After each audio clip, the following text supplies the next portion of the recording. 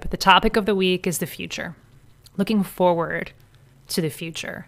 Changing with the rapidly changing times. Because change, after all, is the only constant. The one thing that we can be certain of is that things are going to change. That whatever is the reality of this moment, it's going to change in the next moment, and the moment after that, and in the year after that, and in the decade after that. And so how do we as technical leaders continue to thrive in these rapidly changing times? I mean, the short answer is we got to change with it. And so on the last episode, I talked about a core principle that I'm inviting you to change, that work smarter, not harder is no longer enough, because it's missing out on a connection to purpose. It's missing out on connection to other people. So really, the new principle that's going to help you thrive in your tech career and in your life so that you have amazing time freedom and financial freedom and create an awesome impact as a technical leader is to take inspired, intelligent action, and to do that with Herculean consistency.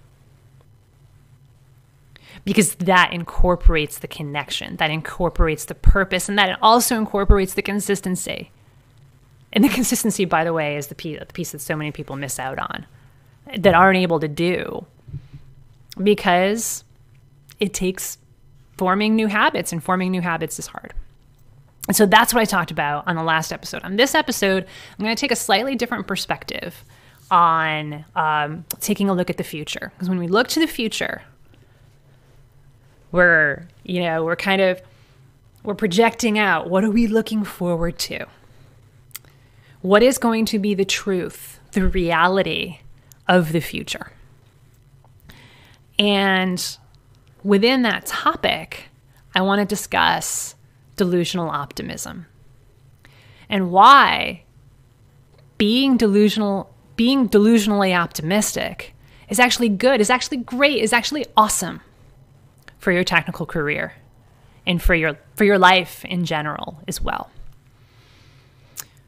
Because a lot of times when I talk about the future, even just like with myself, the conversations that I have with myself, life is a series of conversations with others and with yourself. They're all important, right? And when I often get into visualization mode and thinking about what there is to look forward to, what will the future be like? What future do I want to claim? What future do I want to create? And I think about being able to travel every other month, all around the world, to Hawaii, to Australia, to Italy, to Costa Rica. Travel is a huge piece of it for me. And then for Rob, it's about having a stable of cars, having a few Beamers, a few Porsches, and having that, that stable of cars available for us so that we can just enjoy that. Whatever, we have the best car for every situation.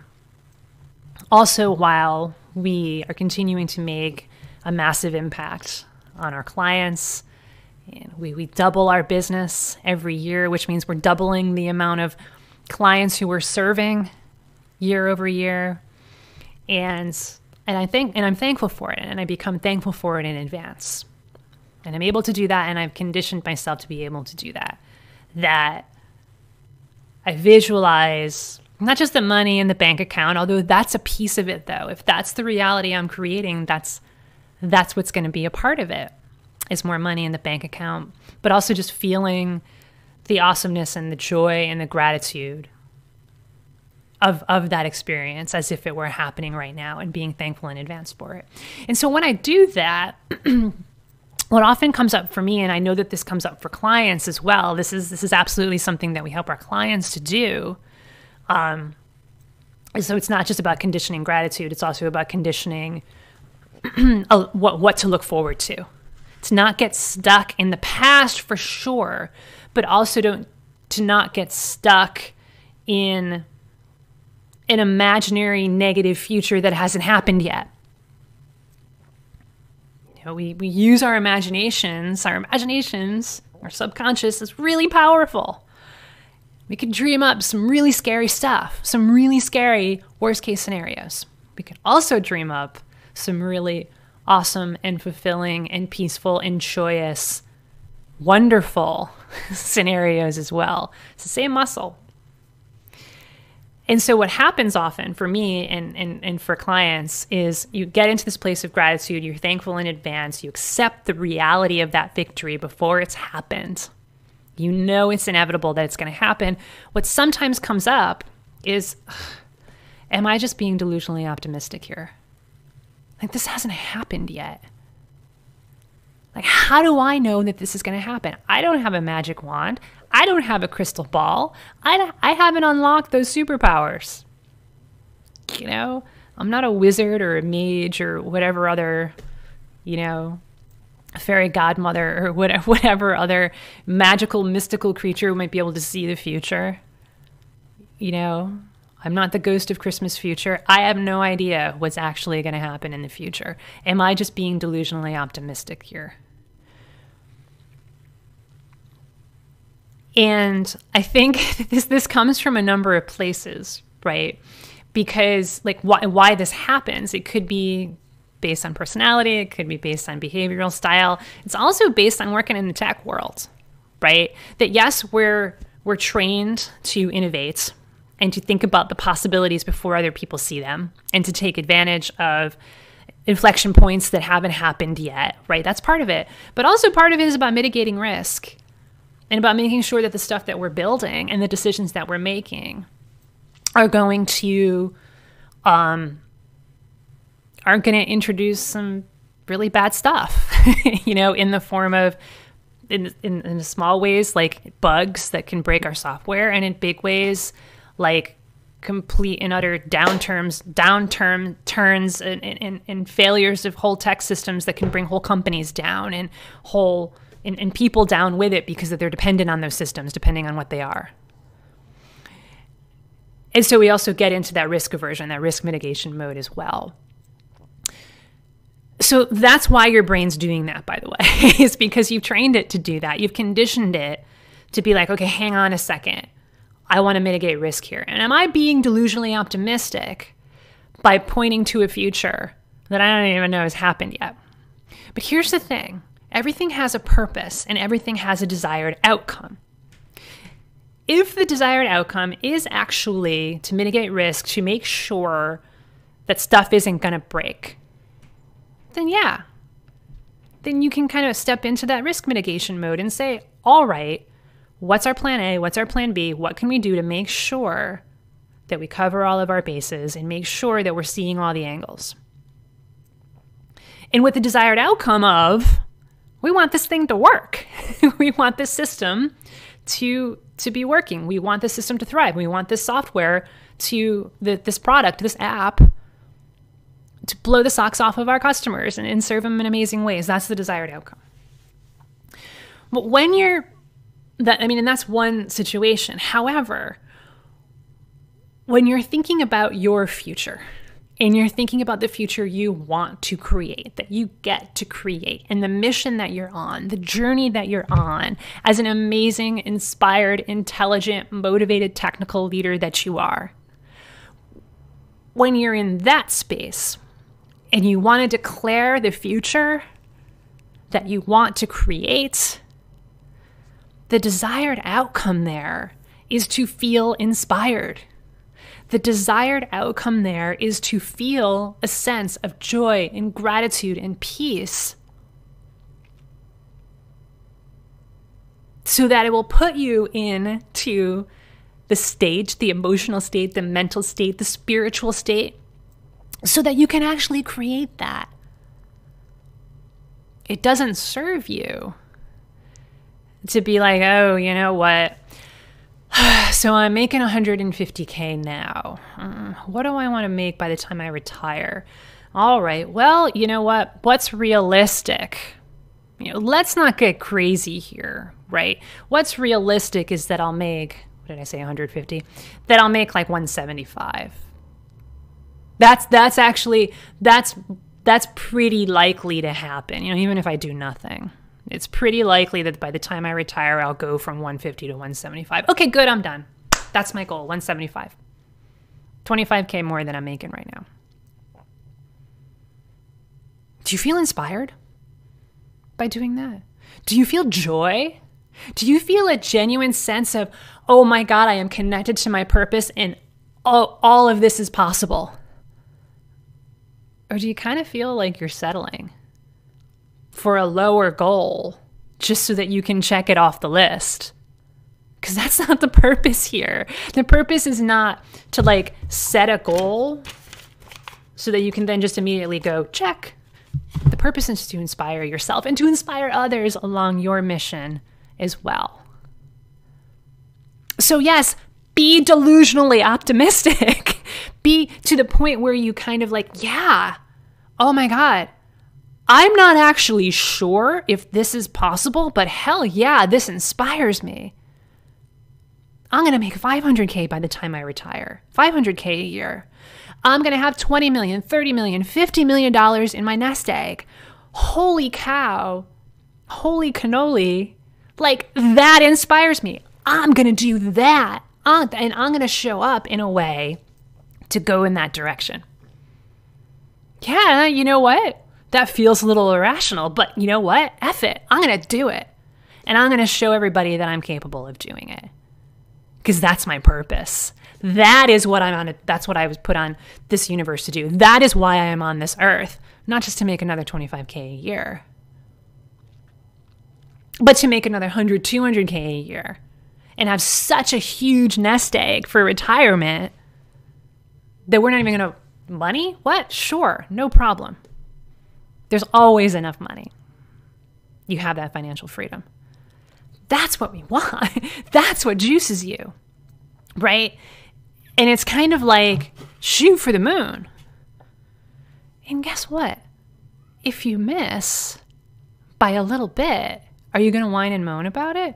No, you're still going to end up among the stars. You're still going to end up way higher than other people would who are settling for goals that they can just check off so that they can have that sort of, yay, I set a goal that was good and I was right. This is not about being right, right?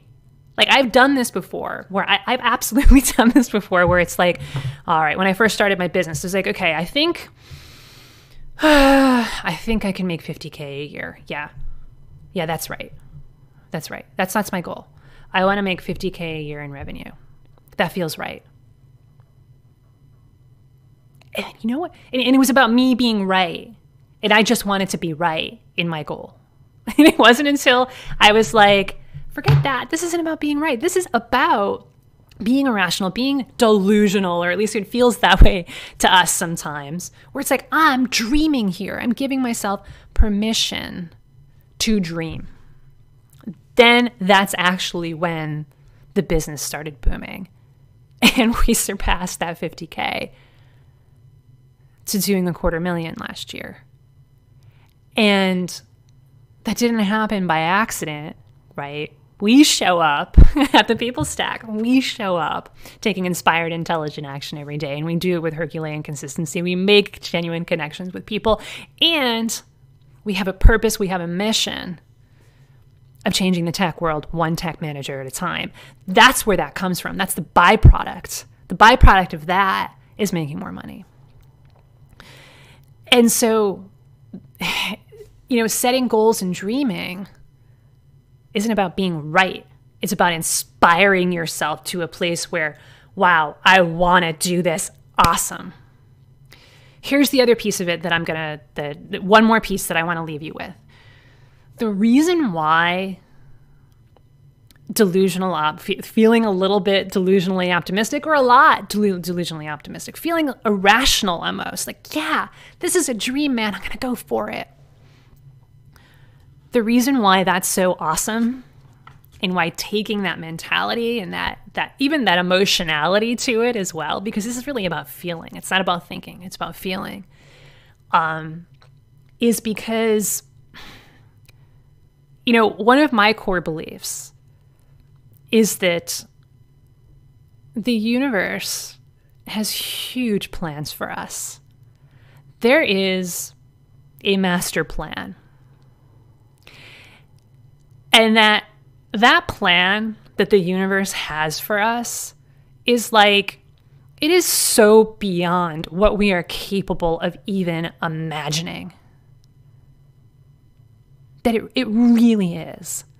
So that even if I were to stretch my imagination to the furthest depths that it could possibly go, and come up with what feels like such a ridiculous, delusional, irrational dream, but like to really stretch the boundaries of my imagination in a good way, like toward a positive outcome, toward an immensely, like ridiculously positive outcome, even if I were to stretch it that far, that's only a fraction of what the universe has planned for me. So go for it. Shoot for the moon. Dream big dreams. Yeah, it may feel a little delusional. It may feel a little silly. It may feel like, oh God, what if I don't do this? But what if you do? What if you do? And what if you even get close to it? Because here's the other thing. If you set small goals and you settle for small goals, you're going to hit them. And that's going to be a travesty. And you're not going to shoot any further than that because you're afraid of hitting higher goals. Do not be afraid of setting those higher goals. If you just set that goal to earn another 25 or 50K a year, guess what? That's what's going to happen. And that's what's going to be the biggest travesty. Because the universe has bigger plans for us. Way, way bigger plans than we can even imagine. So yeah, be delusional. Be irrational with your dreams. You're worth it. The universe knows it. You can insert, whatever spiritual or religious beliefs you want to in there. God has a plan for you that is way beyond your wildest imagination. But you got to show up. You got to show up in a way to show God, to show the universe, to show that higher power, I'm in it and I'm in this to win it. And that's why we show up with inspired, intelligent action. That's why we do it with Herculean consistency. So we stay connected to that purpose that we know that we're capable of meeting, that does seem right now beyond your wildest imagination, but you're absolutely capable. You may not feel it right now, but you're absolutely capable of earning 200K plus a year as a tactical manager. You're absolutely capable of leveling up in your career the way that you want to go from manager to senior manager, director to VP to CTO or CIO or CEO if you want to owning your own business if you want to being able to travel the world, to being able to, not just like pay off all the debt and not just save for college and not just make sure that you have an acceptable retirement nest egg, but that it's like 5 times, like come up with a number, like, okay, what would be the retirement nest egg that you want that would be acceptable? Then multiply it by 5 or 10. That's what you're going toward. It's not just $1 million. It's not just $2 million. It's not 10. It's 20 to $50 million. I was talking to a prospective client one time and asking him about, and it sounded like he had some really specific retirement goals in terms of the nest egg number. So I asked him, what's the number? Can you share it with me? And he's like, yeah, it's 50. It's like 50 million, right? Yeah. It's like, how'd you come up with it? He's like, you know what? I don't know. Just a bunch of me and my friends were chatting and we started throwing some numbers out there. 50 feels good. Like 50 million? That's good, right? That's what it's about. He's like, and that's what I'm going to do. I'm going to build a nest egg of $50 million. That's my mission. And the way that I'm going to do that is by leveling up in my career and making an awesome impact. And so, or maybe it's about giving to charity. Not just $1,000, not just $10,000, but like something that feels a little ridiculous right now. Like I am going to give away $100,000, $250,000 to charity, to this specific charity.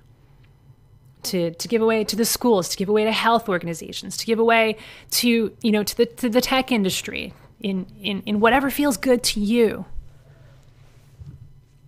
Stretch those goals, stretch that dream, because it's not even close to what we're actually capable of. And if you want some help really formulating that dream and gathering the courage and the grit and the tenacity to go for it, then it's time to book a call with us. thepeoplestack.com/book.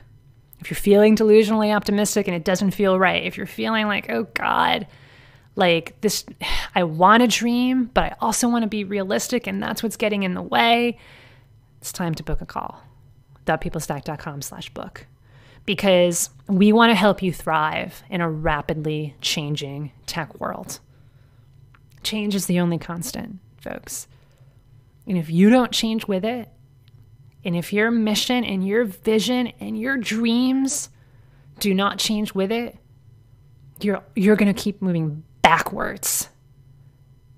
Right? There's no standing still in life. There's no standing still in a technical career. You're either moving forward and getting better every day, or you're moving backwards. And would you rather do that on your own? Trying to figure it out, crossing your fingers, going to, asking for advice online, going on Slack, going on Quora, going to masterminds where it's really just the blind leading the blind? Do you want to do it that way? Or do you want to do it with experts in your corner? We're your experts. That's what we do here at the People Stack. We help technical managers just like you to build that dream and to create it into a reality. Because here's the reality. Here's the truth. What is real is what's right now.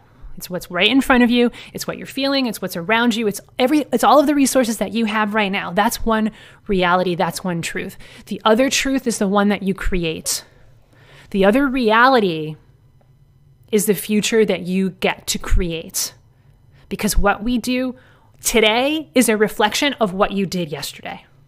So what you do and how you show up and the actions you take today are going to create tomorrow.